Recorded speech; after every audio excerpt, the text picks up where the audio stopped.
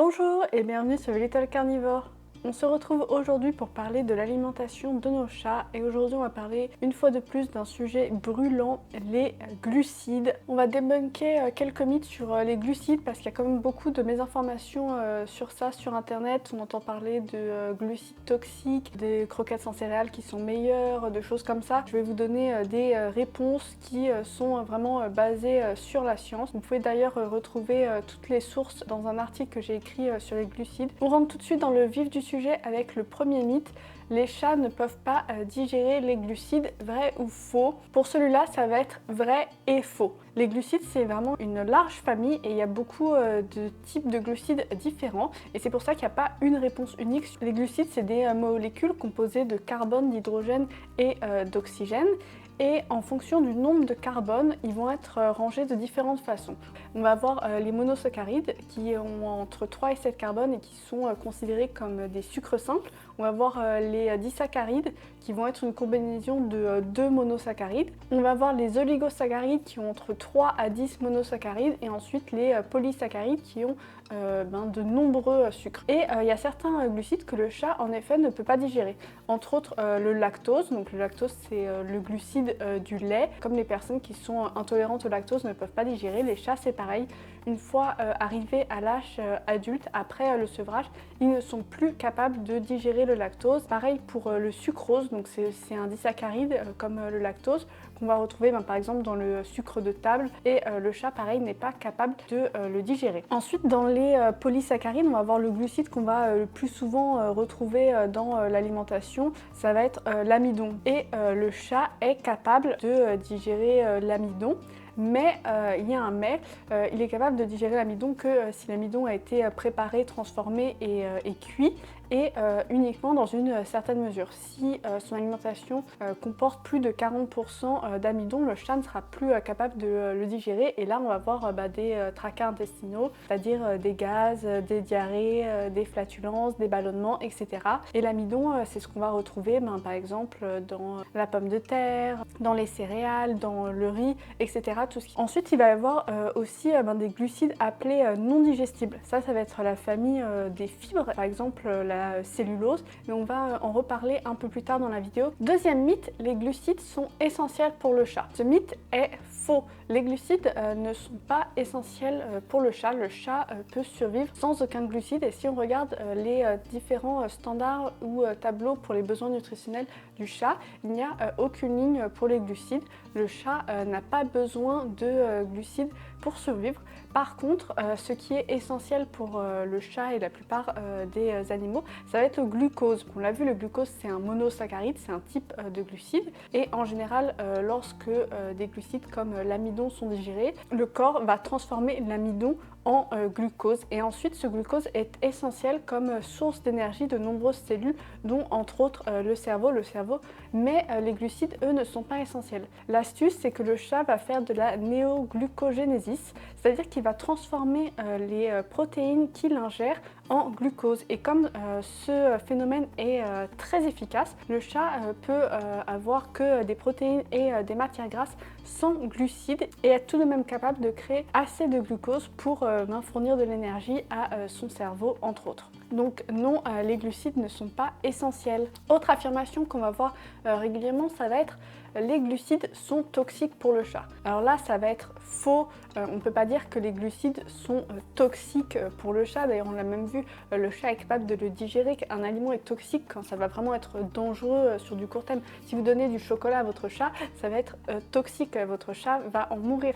Si vous donnez des croquettes qui contiennent du glucide, non, votre chat ne va pas mourir. Si c'était toxique, il ne serait pas capable de le digérer. Les glucides peuvent avoir des bienfaits pour les chats. Cette affirmation est vraie, ça peut paraître assez surprenant parce qu'on entend toujours que le chat est un carnivore qui a besoin de manger uniquement des produits animaux type de la viande et d'ailleurs juste avant je vous ai dit que les glucides n'étaient pas essentiels à la survie du chat, mais ça ne veut pas dire que dans des petites quantités les glucides ne peuvent pas avoir de bienfaits. On va entre autres parler des fibres, donc les fibres c'est ces glucides que le chat ne va pas être capable de digérer mais le microbiote du gros intestin du chat va lui être capable de se nourrir à partir de ces fibres. Lorsqu'on va donner des fibres au chat, on ne va pas vraiment en fait nourrir le chat, mais on va nourrir son microbiote intestinal pour que ce microbiote soit en bonne santé et puisse par exemple synthétiser des vitamines comme la vitamine K. Et ça va beaucoup aider au chat à entre autres passer ses selles, ne pas être constipé ou ne pas avoir de la diarrhée. Donc on ne peut pas vraiment entièrement diaboliser tous les glucides. Il va y avoir aussi d'autres cas assez particuliers où le chat peut bénéficier d'une source d'amidon dans son alimentation. En particulier dans les cas de certaines maladies, on va vouloir réduire la quantité de phosphore par exemple pour protéger les reins des chats, et donc on va devoir réduire la quantité de protéines, et dans ce cas-là les glucides peuvent être une source d'énergie qui va être intéressante. Il va aussi avoir tout ce qui est du côté des légumes qui peuvent avoir des bienfaits pour les chats, parce que les légumes vont contenir des antioxydants, des anti-inflammatoires, plein de composés type flavonoïdes qui ne se retrouvent pas dans la viande et dont le chat peut bénéficier. Et donc en petite quantité, c'est toujours la même chose, ça peut être intéressant. On va aussi avoir des bienfaits par exemple au niveau de la courgette, qui est un légume qui contient beaucoup d'eau et qui peut apporter de l'hydratation au chat. Les légumes, ça reste principalement des glucides, ils contiennent un peu de glucides et un peu de fibres et surtout beaucoup d'eau. Le chat est capable de les digérer s'ils sont préparés correctement, comme on l'a vu précédemment. Une alimentation faible en glucides est meilleure pour le chat. C'est une affirmation qui est encore assez controversée, mais il y a de plus en plus d'indications qui nous prouvent que oui. Tout d'abord, ça va être au niveau de son métabolisme, donc le chat est vraiment adapté à une alimentation qui est haute en protéines et d'où son énergie vient principalement des protéines. Certaines études suggèrent que sur le long terme, donner trop de glucides pourrait avoir un impact sur son métabolisme. On a aussi des indices au niveau des préférences du chat, donc le chat va naturellement préférer l'alimentation qui est le plus faible possible en glucides, et d'ailleurs dans la nature le chat va consommer que de 1 à 2% de son énergie qui va venir des glucides. Dans certaines études, les chats préféraient d'ailleurs ne pas manger assez de protéines plutôt que manger trop de glucides. Donc ils ont vraiment une préférence assez forte. On sait aussi qu'une alimentation faible en glucides va être bénéfique dans certaines maladies, comme par exemple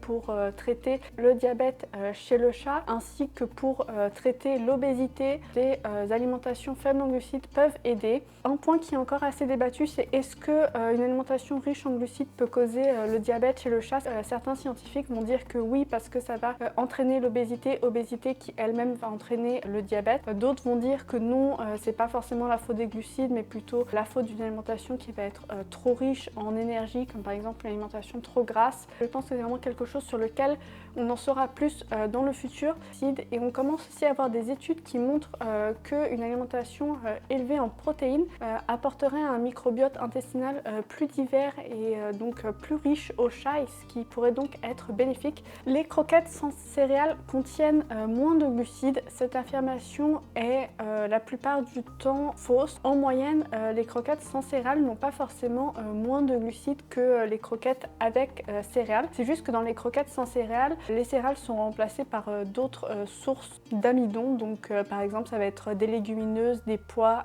des pommes de terre. Et donc qui dit amidon dit glucides. Et d'ailleurs, les légumineuses vont souvent être moins bien digérées que les céréales. Donc on est vraiment sur un argument marketing. Sans céréales ne veut pas dire sans glucides, tout simplement parce que pour fabriquer des croquettes, il y a besoin d'une source d'amidon. L'amidon, ça va vraiment être la colle qui va permettre aux croquettes d'être extrudées et d'avoir cette texture craquante. Donc pour résumer, le message vraiment que je voulais faire passer dans cette vidéo, c'est que le chat est capable de digérer les glucides dans une certaine mesure et pas tous les glucides. Le fait qu'il soit capable de digérer les glucides, ça ne veut pas forcément dire qu'il doit en manger. La science nous montre actuellement qu'une alimentation faible en glucides, c'est-à-dire à environ moins de 5 à 10% d'énergie venant des glucides, est ce qui va bénéficier le mieux au chat. Cela ne veut pas dire non plus que les glucides sont toxiques et d'ailleurs certains glucides peuvent avoir des bienfaits pour les chats. J'espère que cette vidéo vous aura appris quelque chose et vous éclaire un peu plus sur ces fameux glucides toxiques. Si vous avez des questions, n'hésitez pas à me laisser un commentaire. Si vous avez aimé cette vidéo, mettez un pouce bleu et on se retrouve très rapidement sur Little Carnivore pour une prochaine vidéo. À bientôt!